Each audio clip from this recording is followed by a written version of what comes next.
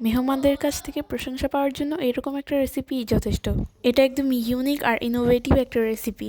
প্রথমে একটা কমলাকে মাঝখান থেকে এভাবে কেটে নিব। তারপর একটা চামচের সাহায্যে কমলার পাল্পটাকে এভাবে ভিতর থেকে বের করে নিব। আমি এখানে একটাই কমলা নিয়েছি। তারপর কমলার খোসাগুলোকে এক সাইডে রেখে দিব। এবার একটা ব্লেন্ডারের মধ্যে কমলার পাল্পগুলোকে নিয়ে দিয়ে দিব একটা ডিম।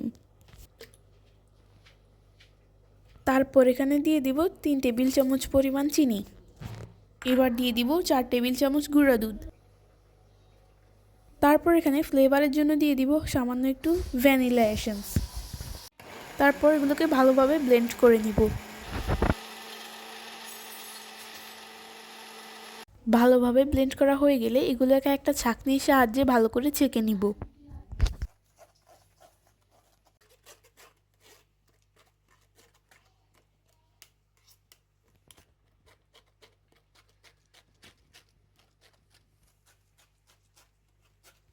একদম সুন্দরভাবে ছাঁকা হয়ে গেছে। এবার এই মিশ্রণটাকে কমলার খোসার মধ্যে দিয়ে দিব।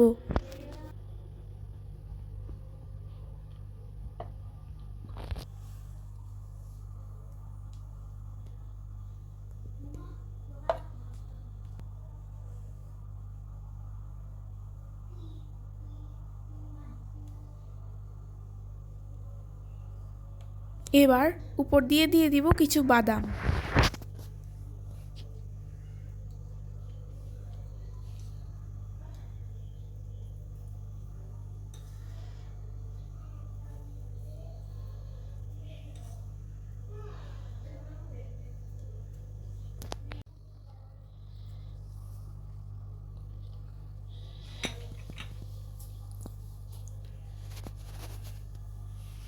এবার একটা প্যানে পানি দিয়ে দিব।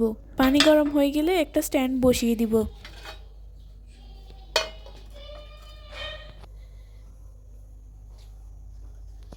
এবার এগুলোকে স্ট্যান্ডে বসিয়ে দিব স্টিম হয়ে যাওয়ার জন্য।